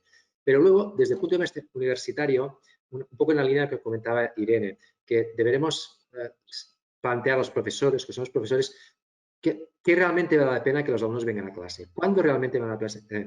Porque ellos, los estudiantes, también lo van a pensar y también lo están pensando. Es decir, cuando yo pienso en mi asignatura, ¿tiene sentido que vengan 20 horas a clase o puedo hacer lo mismo por internet y con 5 horas es suficiente? Y si hacemos ese análisis, nos veremos que en la universidad sobran muchísimas horas de clase, muy probablemente, más, que en otras. Los estudiantes lo verán. Los estudiantes cada vez más, disculpad, los estudiantes cada vez más empezarán a desvincularse de sus facultades, porque empezarán a hacer estos cursos de una facultad, cursos de otra, y perderá el sentido, vamos a decir, de estudiante de la facultad. Esto, desde el punto de vista universitario, bueno, yo creo que incluso, como digo en Cataluña, que es lo que conozco, puede ser bueno. ¿Me oís bien? Porque oigo mucho ruido. Sí, no tan bien. Ahora, bien. Hay alguna interferencia ahí. Vale. Pues yo creo que desde el punto de vista universitario es un cierto problema, una oportunidad. Desde el punto de vista de la enseñanza obligatoria, como decía Irene, es más problemático, mucho más problemático. En nuestro caso, nosotros tenemos un estudio bastante muy bien hecho de 30.000 estudiantes y el sistema universitario catalán como mínimo es muy equitativo. Es decir, la gente cuando llega, da igual de qué pueblo venga, de qué universidad vaya, de si viene del mar, de si viene de la montaña, de cómo es su familia. Solo hay dos razones por las cuales va a tener mejores salarios laborales. Las dos razones son, una, si lo que ha estudiado, si ha estudiado enfermería, va a cobrar menos que si ha estudiado ingeniería industrial. Esto es así por el mercado. Y dos, lamentablemente, es el género. Entonces, seguimos teniendo diferencias de género todavía hoy, ¿vale? En Cataluña. Pero por el resto es equitativo. Lo que no es tanto equitativo, y creo que es donde está el problema, es en la educación básica, ¿no? Que hay muchas diferencias y es donde, si tuviéramos más dinero, tendríamos que poner, yo creo, más que en la universidad, lo teníamos que poner en la educación básica. Parece raro que lo diga yo, pero realmente creo que es así. Y ahí sí que hay un reto, porque lo que decía Irene, esta nueva formación, estos nuevos protocolos que no lleven a perder la educación, no sé cómo has dicho, antigua o la educación clásica, que creo que es altamente necesaria. Nosotros, respondiendo a otra pregunta, este cambio lo hemos dividido como en tres fases. Una que es el estado de alarma que hemos hecho hasta ahora. Estoy hablando nosotros de la agencia, que básicamente decimos, hemos hecho lo que hemos podido, ¿no? Luego, el estado excepcional, que es todo el año que viene, hasta el curso que viene, todo lo llevamos de excepcional. Luego vamos a ver si llegamos a esta nueva normalidad. ¿Qué queremos en estos estadios? Básicamente, asegurar los resultados de aprendizaje. Esto es. Yo creo que en la universidad es bastante más fácil que en educación porque tenemos más alternativas. Os pongo un ejemplo real, que es el caso de enfermería. En enfermería se tienen que hacer 2.400 horas de prácticas. Claro, en estado de alarma no se pueden hacer las prácticas, ¿eh? Luego hemos dado pues 4 soluciones. La primera es, bueno, si no haces las prácticas que te tocan de maternidad, pues si haces prácticas de COVID, pues ya te vale, ¿vale? No es exactamente lo mismo, pero son prácticas, vamos a decir de la forma, ¿vale?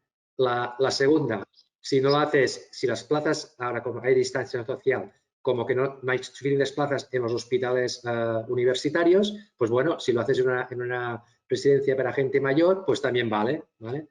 La tercera, si tampoco tienes plaza, tenemos un centro en Igualada de simulación médica que puedes...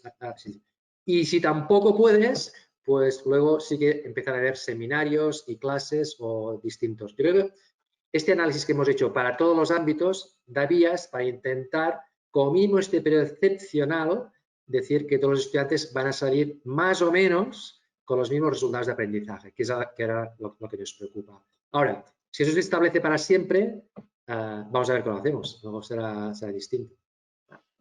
Gracias. Otro elemento a propósito de lo que dice Martí. Primero decíamos que la nueva educación no es sinónimo de online o presencial. Yo creo que también hay que tener cuidado con los tiempos, porque también es un tema, ¿cómo uso el tiempo? Si el tiempo lo uso para ir a escuchar una lección del profesor, porque eso también se da mucho en muchos países todavía, ¿no? De que todavía, y aquí destaco un artículo del maestro Francisco Alarcón, todavía nuestros contenidos curriculares, nuestros currículos muchas veces están muy cargados de contenidos. Muchos contenidos están obsoletos o pueden llegar a la obsolescencia muy pronto. Entonces los estudiantes todavía en una actitud bastante pasiva, invierten una gran cantidad de tiempo escuchando unos contenidos que no los aprenden de todas maneras o muy poco y que no interactúan. Ahora, si ese tiempo no deja de ser una educación vertical, ¿no?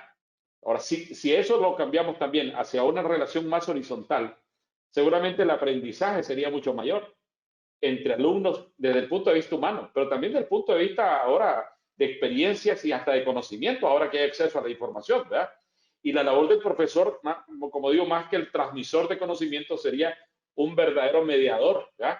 Un facilitador o motivador. Pues yo creo que también en estos tiempos, porque si lo vemos por contenido, bueno, la mayor parte de los contenidos lo pueden ahora ver en las bibliotecas virtuales, pero si lo vemos desde la interacción, podría haber una enorme posibilidad de que ese tiempo, en vez de invertirlo en contenido, destinar, que lo usen en contenido de otra manera y que se convierta en interacción o la parte artística, cultural, pero que al final fortalezca la parte de problemas, diálogo y soluciones, como lo decía el profesor de Antonio. Yo creo que es también ahí un análisis complejo, no sencillo, ¿verdad? Porque lo más fácil es ir y dar una clase, ¿verdad? Pero lo más complejo es interactuar. Pero ese es el reto, creo, real también. Bueno, vamos a la palabra al profesor José Antonio, luego a Juanjo, y hacemos la ronda final. La ronda final sobre los mensajes, claro, que hacia dónde debemos de irnos entonces para poder encontrar esto, que no es una solución. Además, lo que hoy es una solución, es una mejora continua, como lo decía Martí, ¿verdad? Lo que sí es un análisis transparente. Lo que no puede ser es una mejora continua, entre comillas, sin transparencia. Eso no hay, nadie sabe si es cierto, ¿verdad? Eso es verdad. Profesor. Micrófono, por favor. Sí. Ahora sí. Bueno, me parece que un cambio de 180 grados es no considerar a los alumnos enemigos. Sí, que si copiaste, que copien lo que quieran. Lo importante es una palabra mágica, diálogo. Y me parece que la evaluación tiene que estar basada en esto que es el diálogo. Entrenarnos a no polemizar en el sentido de yo soy tu contrario, sino escuchar, algo así, dijo alguna vez Pascal, escuchar y fijarse bien en qué no estamos de acuerdo, en cuáles son las debilidades y decirle, oye, estoy de acuerdo contigo, pero ¿cómo resolvemos este punto y este punto? ¿No? Acostumbrarse a oír más allá de lo que está diciendo, pero también lo que está diciendo la persona con la que se dialoga. Ahora, me parece que esta condición de que el alumno dialogue va a suponer problematización. Hoy en día, gracias a las redes telemáticas, gracias al Internet, tenemos una inmensa posibilidad investigativa, digamos. Los alumnos pueden meterse a investigar infinitamente más de lo que pudieron en toda la historia de la humanidad. Pero si tienen un espacio en el cual se interactúa, esto es fundamental. Y sin embargo, hay que ir a investigar con una motivación vitalizante. No sé, por ejemplo, algo que ha funcionado muy bien en secundaria, aunque, bueno, los mandamos a biblioteca o a sus redes de la web a ver formas de medición en física. Y entonces, pero antes vamos a cantar un bossa nova antes de salir y vamos a ir a ritmo de bossa nova a la biblioteca. La música, la física metódica investiga materia, energía y formas para medirla, investiga sus propiedades sin cambiar su naturaleza, precisa sus regularidades y lo hace con gran certeza. Bueno, y entonces los alumnos se van fascinados bailando y van a regresar bailando. Esto es un juego. Sin juego no se puede aprender nada. La vida tiene que tener juegos, mnemotecnias estructuradas y la poesía nos va a ser un gran aliado en esto, ¿no? Tanto los diversos sistemas rítmicos con los que vamos a caminar, uno de ellos va a ser la métrica, la rima, y esto desde los primeros años de primaria se puede ir descubriendo en una perspectiva analítica, que se acostumbre el niño a analizar para luego ir a investigar. Me parece que ya no podemos abandonar, al menos que haya un cambio radical en los sistemas telemáticos del mundo, pero ya no podemos cambiar esto de lo digital. Lo que pasa es que tenemos que combinarlo de maneras vitalizantes. Y esta combinación es lo que hay que evaluar. Y primero hay que ver que el alumno problematice, categorice de múltiples maneras desde un punto de vista positivo, ¿no? Es decir, que haya descripción del contexto, con lo cual vamos a estar en la historia, en la geografía, en las relaciones estadísticas, pero que haya esta dimensión problemática que se refiere a diversas dimensiones problemáticas y también definir objetivos claros y estrategias y también potenciar el conocimiento surgido de la experiencia, no solo de los libros, prioritariamente de la experiencia para ir a los libros. Inclusive, esta experiencia puede no ser exactamente de los contenidos que vamos a investigar, como la canción esta, bueno, tiene algo de los contenidos, pero es muy elemental, ¿no? Y van y dicen, bueno, ¿cómo se pudo medir antes de Einstein la velocidad de la luz? Ya nomás responder esa pregunta es toda una tesis doctoral, ¿no? Pero bueno, desde este punto de vista hay que... ¿Y cómo mide, cómo se miden las moléculas? ¿Y cómo se miden en nanómetros? ¿Y cómo? Bueno, pero volver ahí y problematizar, porque estas mediciones no tenían sentido en otros momentos históricos, en otros paradigmas conceptuales, ¿no? Y hay racionalidades subyacentes en el acto de educación. El diálogo tiene que revelar estas modalidades subyacentes.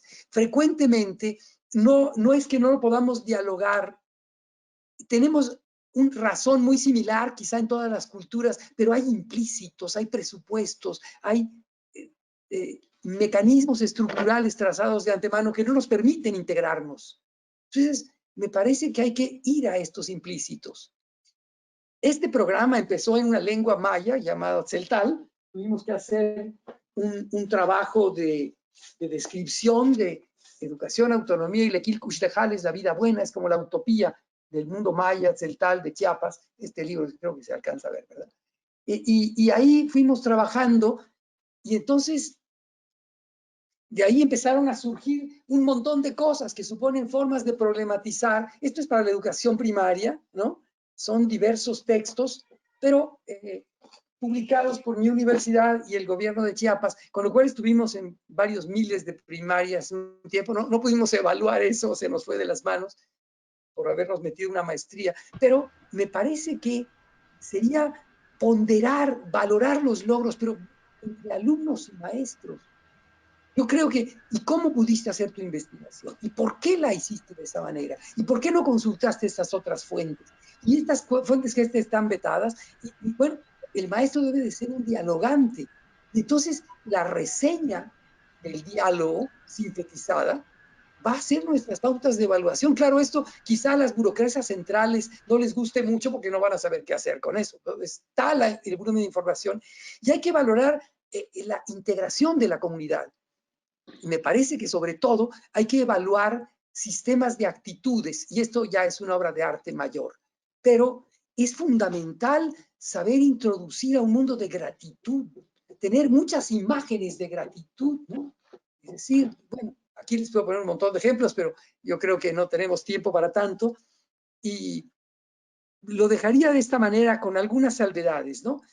Tenemos que pensar en un momento creativo en donde ellos sintetizan y presentan, en poema, en teatro, en cuento, en trabalenguas, en canción, en algo, pero semanalmente el ciclo debe concluir en un momento creativo individual que se comparte con el grupo. Hay otros momentos de grupo y ver estos resultados creativos son una fuente fundamental para la evaluación. En fin. Gracias. Gracias. Bueno, ante la palabra, Juanjo, iniciar el ciclo final. Quiero decir, efectivamente, como digo, el reto es enorme. Y perdón yo que no pude personalmente escuchar lo que dijo en el Inter Juanjo, se me fue el internet, pero bueno, ya estoy. Ok. Quiero decir, en el reto este de que la Internet, aún con todo el bagaje de conocimiento que está en la Internet, pero si logramos, por ejemplo, son comunes los grupos de 20, 30, 40 o más estudiantes. Si en vez de lo que es el cambio climático, la parte conceptual y hasta sus implicaciones, eso hay cualquier cantidad de información en la Internet. Pero ¿qué implica para cada persona? Y cómo cada persona desde su propia vivencia contribuye a mitigar o a generar resiliencia, ¿verdad? Esa es otra cosa. Y ahí se puede dar sobre un tema que no hay por qué repetir lo que está en la red, porque eso se puede buscar y ser la base para una discusión. Puede resultar algo, pero extremadamente enriquecedor, donde cada quien siente que tiene un rol. No de aprender algo de memoria, pero igual puede pasar con la parte gastronómica, con la química, con la física, etc. O sea, no repetir lo que puede ser encontrado fácilmente, porque además va a cambiar o está disponible, pero cómo poder generar eso que dice Antonio, ese diálogo, y además eso genera una cultura del respeto colectivo y del respeto individual, que es tan importante. El mundo con mucha interacción, pero vive unos niveles de intolerancia terribles, ¿verdad? De intolerancia terribles. Entonces creo que eso contribuiría desde la educación de niños, niñas, adolescentes y hasta adultos a generar, valorar y respetar la propia vivencia. Uno muchas veces no entiende el comportamiento de una persona porque no sabe todo lo que ha pasado también. Y tampoco entonces puede ayudarle. Juanjo, vamos a Bueno, yo tratar por de acabar también, qué hacemos desde la evaluación y acreditación. Es complejísimo, pero por lo menos una reflexión final, ¿verdad? sí, no, yo también por concluir un par de reflexiones también muy básicas, ¿no? Yo a la pregunta tuya de cómo evaluar por algo que no tenemos referente, yo diría utilizar el sentido común, pero utilizar el sentido común a día de hoy, no el sentido común que teníamos en el anterior momento, ¿no? Por tanto, no es fácil, tampoco es complejo. Y lo de no tener referentes para evaluar en este nuevo contexto, entiendo que es una oportunidad si la sabemos aprovechar.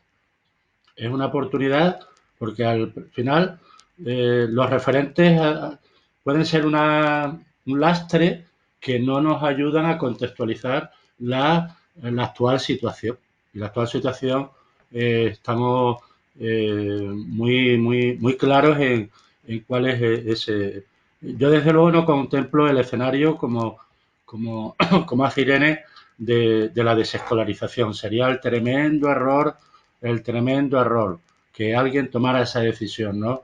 Otra cuestión es que, porque precisamente es ahora, más si cabe cuando desde la más tierna infancia, por llamarlo de 0 a 3 años, cuando tenemos que ayudar a esos niños a construir su proyecto de vida. O sea, y como antes comentaba José Antonio, pero a partir de sus pasiones, a partir de todo aquello que motiva a un niño o a un joven y no a través de algo que le queremos, o bien a veces los padres o bien los propios profesores, pues de alguna manera dirigir y orientar por algo que no pasa por las emociones de los propios niños, ¿no? Por tanto, tenemos que ayudar al profesor a sacar esas emociones, a sacar esas virtudes, esas potencialidades que tienen los chavales para hacerles, de alguna manera, ayudarles a construir su proyecto de vida vital. Por tanto, en ese contexto, tenemos que estar pensando cómo evaluar y cómo ir acreditando, que desde luego no es como lo hacíamos antes. Por tanto, esa es mi última reflexión. Gracias. Irene, solamente porque siempre hay que valorar las circunstancias y los tiempos.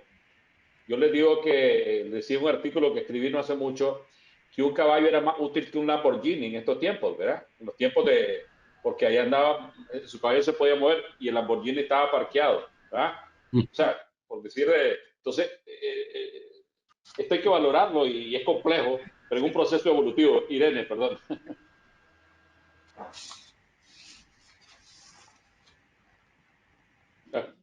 Sí, no te escucha, Irene, Irene, por favor. el audio. Está su micrófono. Ahora, ya está. Sí, que quien determina el sistema de evaluación tiene el poder. Fijaos qué está pasando en Europa. Hemos ido convirtiendo todos los currículums tradicionales en currículums competenciales. ¿Por qué? Porque enseñábamos contenidos, luego pasábamos las pruebas PISA, evaluaban por competencias, sacábamos malos resultados. ¿Qué pasó? Que enseñábamos de una manera y evaluábamos de otra. Esto puso en una tensión enorme a los gobiernos. Entonces, ¿qué hemos tenido que hacer?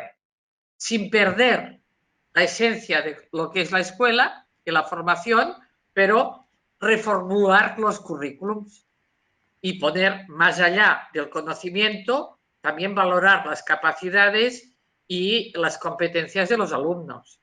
Por lo tanto, quien marca la evaluación, todo gobierno quiere evaluar, porque quien evalúa condiciona las maneras de enseñar. Por lo tanto, una vez se ha decidido o vamos decidiendo cómo tiene que ser la nueva educación, hay que arbitrar el sistema de evaluación porque la comunidad educativa al final enseña lo que se le va a pedir. En este ámbito yo sí quisiera decir que creo que podríamos decir que habría que luchar para que el concepto fracaso escolar estuviera vinculado a la vieja escuela y la nueva escuela fuera la del éxito escolar, porque no hay mejor lucha para la equidad que garantizar el éxito escolar y proponernos objetivos concretos como qué porcentaje de alumnos deben aprobar la ESO. Estábamos en un 65% en España. Hemos avanzado muchísimo. Nosotros nos propusimos el 85%, ahora ya pasamos del 90%. Pero hay que poner indicadores para orientar el sistema, dando la autonomía a los centros para arbitrar los mecanismos. Pero quería acabar con eso, ¿no? Quien marca la evaluación marca las metodologías de enseñar. Gracias. Bueno, el éxito escolar. Yo digo, el buen médico no es el que cura sanos, ¿ah? O mata sanos. ¿Ah? Así decimos en nuestro medio. Sino el que ayuda a resolver los problemas más agudos, más críticos. Uno no dice, estoy sano, voy donde el médico, qué buen médico, ¿verdad? Y muchas veces el maestro no puede decir, es que yo soy buen maestro porque mis estudiantes son brillantes, porque no les falta nada, porque están bien nutridos, porque tienen todos los equipos y salen bien. Creo que eso es ideal, pero ¿cómo hacemos? Y desde el punto de vista de los organismos internacionales, de los gobiernos, un reto. Lea. Bueno, siempre ya para ir cerrando y aterrizando en los temas de evaluación que tanto nos inquietan y al que me referí diciendo que es el que está siendo menos atendido en esta circunstancia, en esta emergencia. Pienso que las universidades no deben descuidar el rol importante que cumple la evaluación en los procesos educativos. Por esa razón abogo por una evaluación justa. Tomando en consideración que no todos los estudiantes tienen en un 100% acceso a los recursos tecnológicos a los que nos ha conllevado esta situación emergente. Por estas razones, considero que hay que pensar en una evaluación basada en métodos alternativos que hasta hace un tiempo habíamos dejado de lado. Y les voy a mencionar algunos a ver si comparten conmigo este. Por ejemplo, no solo basarnos en el examen único, sino que asumir la evaluación continua, el seguimiento o monitoreo individual, los trabajos individuales o grupales, la entrevista cara a cara desde la perspectiva virtual, las pruebas escritas, las pruebas cortas por teléfono, videoconferencias, trabajos escritos, entre otros que se nos han ocurrido. Que pueden asumirse y todo con el propósito de lograr que los estudiantes puedan demostrar que han alcanzado las competencias. Ahora, hay un asunto que amerita también una honda reflexión desde la perspectiva de la educación virtual y es cómo garantizamos que los métodos de evaluación electrónica sean seguros, sean fiables y sobre todo auténticos de cada estudiante. Sin duda que esto nos conducirá o ya seguramente también algunas universidades ya están trabajando o adaptando una reglamentación acorde con esta modalidad. Ahora, cierro ya mi participación en la línea de la acreditación, pensando que el aseguramiento de la calidad de la educación que ofrece cada universidad debería estar íntimamente ligado a su sistema interno de calidad del que dispongan, de manera que se pueda tener constancia de la solidez en el aseguramiento de la calidad, de la opción de la enseñanza y de la modalidad tecnológica que se esté utilizando. Y con eso cerraría mi Muchas gracias. participación. Muchas gracias, apreciada amiga. Bueno, los métodos alternativos de evaluación. Pero hay una discusión también que ha estado pendiente. ¿Cuál es el objetivo de la evaluación? ¿Verdad? Y como digo, y aquí retomo lo que decía Irene, uno puede evaluar para medir el éxito o evaluar para medir el fracaso. ¿Verdad? Y yo creo que si lo hacemos para el éxito, entonces se retroalimenta la evaluación. ¿Verdad? Y muchas veces se pierde la posibilidad de retroalimentar. ¿Por qué? Porque la evaluación se hace con una lógica de medición, no con una Así lógica es. de aprendizaje, ¿verdad? Así Si es. se hace con una lógica de aprendizaje, el proceso de retroalimentación es riquísimo, ¿verdad? Efectivamente. Muchas veces los seres humanos aprendemos más de lo que en algún momento nos salió mal que lo que nos salió bien. Porque lo que nos salió mal nos hace reflexionar, ¿verdad? Muchas veces. Y aquí sí cierro porque yo hablo mucho de, es como cuando uno anda un dedo del pie golpeado, dice, solo con ese pie doy, no le digo. Lo que pasa es que sea con el otro no siente, ¿ya? Puede creer que solo con ese dedo. Pero bueno, Martí. Y nada, para terminar, y ligando un poco a lo que ha comentado Lea y Irene, yo creo que es lo que decía yo al principio, esta curva de Moebius de la mejora continua, ¿no? La mejora Sí. continua, yo creo que esa es la clave, ¿no?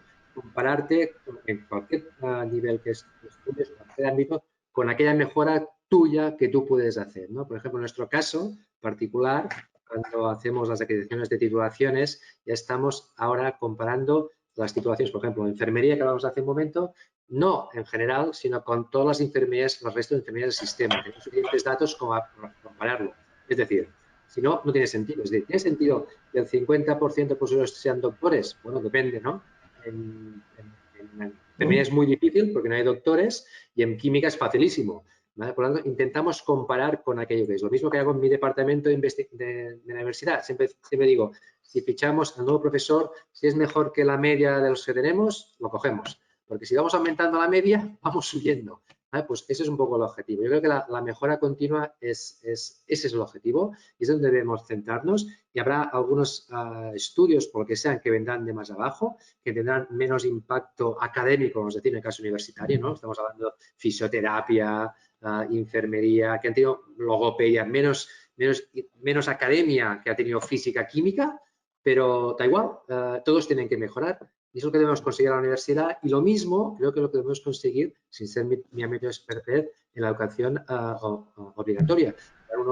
Tendrán unos estándares, otros estándares, y que ir subiendo de una forma dinámica. ¿No? Se ha terminado la época de tener estándares fijos. De café para todos.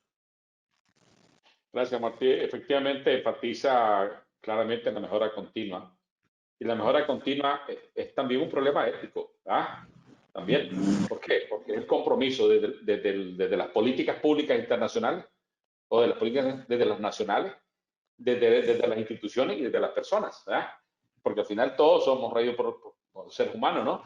Entonces, si tenemos el concepto de mejora continua, el error es parte o equivocarse de la naturaleza humana.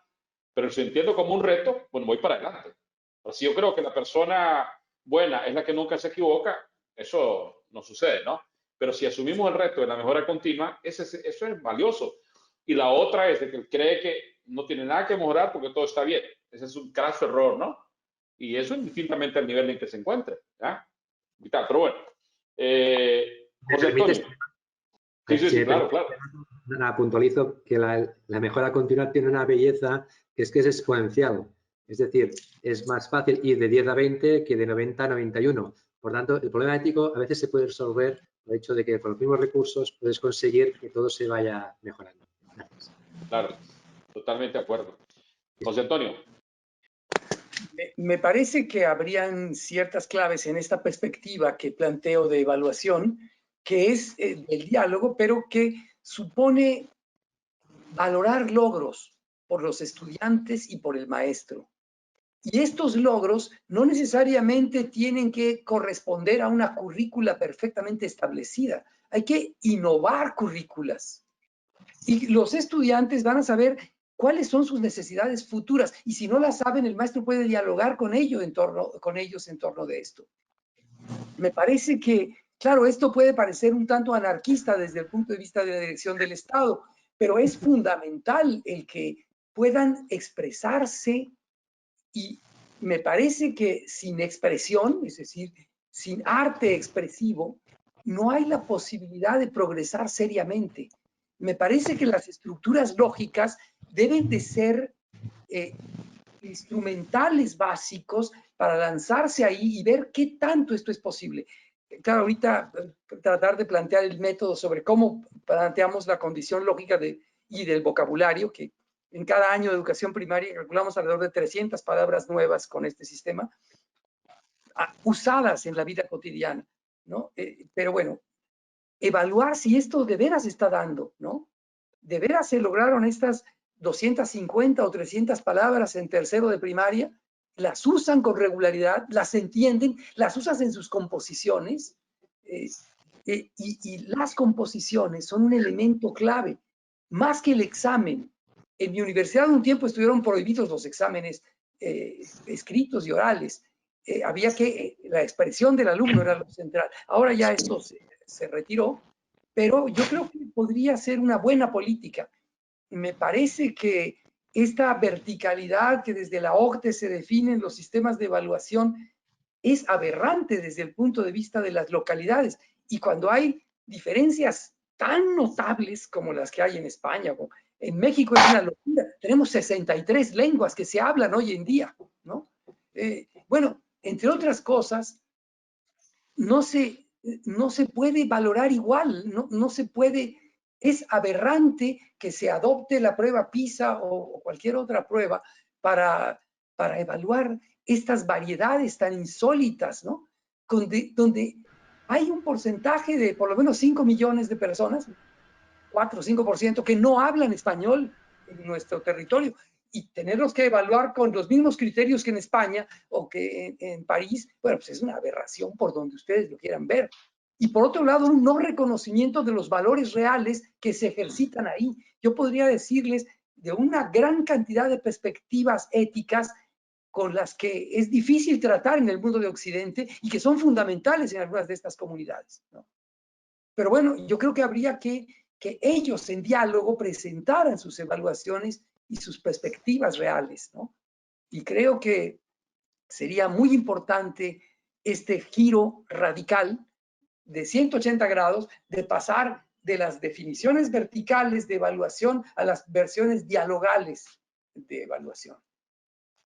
Ok, gracias. Una vez más, el tema de la evaluación y los tiempos. La mayor parte de ustedes están en España, ¿verdad? En España la cultura ha sido el doble beso del saludo, ¿verdad? Bueno, en Latinoamérica ha sido de un beso. En España ha sido del doble beso. Ahora, por la pandemia, es del distanciamiento, ¿verdad?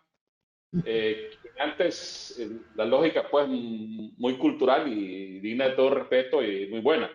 Ahora, quien se acerca mucho está violando, no solo, incluso se ve mal, no solamente desde el punto de vista sanitario, sino que genera un rechazo, porque antes generaba una atracción humana, ahora genera un rechazo porque está violando la norma que nos pone en riesgo a todos, ¿verdad? Quiero decir, cómo cambian las cosas, ¿no? Efectivamente, ¿verdad? Cómo cambian las cosas. Ese es un tema. Y yo recuerdo, y discúlpenme que aquí también comparto un poco la experiencia, yo por X razones tenía hasta hace muy poco que usar mascarilla, antes del coronavirus, ¿verdad? No voy a mencionar los detalles, pero alguna gente lo miraba muy mal eso a uno y lo quedaba viendo como, decimos nosotros, como persona rara. Ahora casualmente, ahora es el no usar mascarilla de repente que se puede ver como un cierto temor. Lo que quiero decir es que hay que tener cuidado porque el mundo cambia mucho, ¿no? Efectivamente, yo creo que ahí hay que adecuarse y otra vez la interacción y el compromiso, el diálogo y lo que decimos nosotros. La clave está también en cómo se evalúa el aprender a aprender, ¿verdad? Cómo aprender a desaprender, el crear, innovar, emprender, liderar en sentido de colectividad. Y yo creo que hay un rol, y otra vez, efectivamente, los maestros y maestras, yo personalmente creo que todos estamos convencidos que tienen un papel enorme. O sea, ya no es el papel, ya no solamente, nunca ha sido así, pero de transmisor de conocimiento, sino esa creación de esperanzas, oportunidades, motivaciones, aprendizaje horizontal, potenciar lo virtual y lo real, la vivencia, las experiencias con la ciencia y la tecnología. Es un reto extraordinario, ¿verdad? Efectivamente. Entonces, si lo viéramos de simplista, es como dar computadoras y conectividad. Se resuelve todo. No. Maestro, bueno, si por horas, entonces ya está. No, si lo vemos de la manera simplista, entonces sería volver a la normalidad con tecnología. ¿Pero cuál normalidad? Queremos una normalidad más humana, una normalidad más justa, más equitativa. Pero bueno, otra vez, ahora el reto es enorme, porque lo mismo, si las agencias y los sistemas de evaluación y acreditación van a evaluar para una vieja normalidad con una nueva realidad, sería un problema. ¿Ah? Eso es. Igual, pues, la evaluación desde el estudiante a la institución, los programas. Eso es un reto muy grande y muy complejo. Y lógicamente es un proceso evolutivo constante, como bien se ha dicho acá, pues, ¿verdad? Y otra vez tiene que ser en ese proceso, y retomo nuevamente con el permiso de Marty, mejora continua, transparente y además muy participativo, ¿verdad? Con donde la verdad colectiva es la mejor verdad, pero siempre será una verdad relativa, ¿verdad? Y en proceso de construcción, de mejora continua. Y lo que decía al inicio, esto va a requerir un cambio de política si queremos una nueva sociedad, políticas mundiales, porque el modelo social en el mundo no ha sido ese. ¿Cómo cambia el modelo social? Educación para una nueva sociedad, ¿verdad? Con más justicia, más equidad, más sostenibilidad, menos vulnerabilidad y más humana, sobre todo, pues, ¿verdad? Más humana. Eso es vital. Y creo que ahí la sensibilidad es lo que la inteligencia artificial, que es importantísima, las computadoras cuánticas o la 4G y 5G, la telefonía y el Internet, eso, la parte de sensibilidad humana es vital en eso, pero también la parte de compromiso es vital en este sentido. Bueno, yo, Juan, no sé si tiene algunas palabras finales. Bueno, no se escucha. Micrófono. Bueno, no escuchamos. Pero en todo caso, como digo, este es un tema extremadamente... Ya. Ahora sí, Juanjo. Ahora sí, Juanjo. No, yo decía, las palabras finales ya las tuvo antes, solo ya las de agradecimiento por todas esas intervenciones, por todo este compromiso que estáis mostrando y que seguro que vamos a continuar dando pasos en estas líneas que cada uno de vosotros, cada una de vosotras y cada uno de vosotros estáis sumando y aportando luz a este proceso que se inició recientemente. Bueno, me sumo. Agradecerles, digamos, en nombre del equipo de coordinación de Kairos, a nuestra apreciada amiga Lea, a nuestra apreciada amiga Irene, a nuestro apreciado amigo Marty, a nuestro apreciado amigo José Antonio, a Juanjo, y a quienes nos están viendo, a quienes nos van a ver muchísimo, ¿verdad? Sobre este tema, como digo, que es vital. ¿Qué hacemos? ¿Cómo lo hacemos? ¿Cómo lo evaluamos desde una perspectiva de la evaluación para la mejora? La evaluación no de la perspectiva punitiva, sino del desarrollo, de la mejora continua, de la transparencia, del desarrollo. ¿Y cómo lo hacemos desde las políticas internacionales, desde las estrategias internacionales, hasta lo que cada persona hace para que logremos que aquellos que nunca han tenido educación tengan una nueva y mejor educación? Y quienes han tenido educación mejoren sus posibilidades también con más y mejor educación. Creo que ese es un reto extraordinario, pero en todo caso, para una mejor sociedad, entendí una mejor sociedad como una sociedad más humana para todos y todas. Creo que eso es vital. Así que, una vez más, muchas gracias y adelante. Gracias a ustedes. Que pasen muy bien. Gracias. Gracias, muy rico. Gracias. Adeu. Adeu. Adeu. Adeu. Gracias por todo.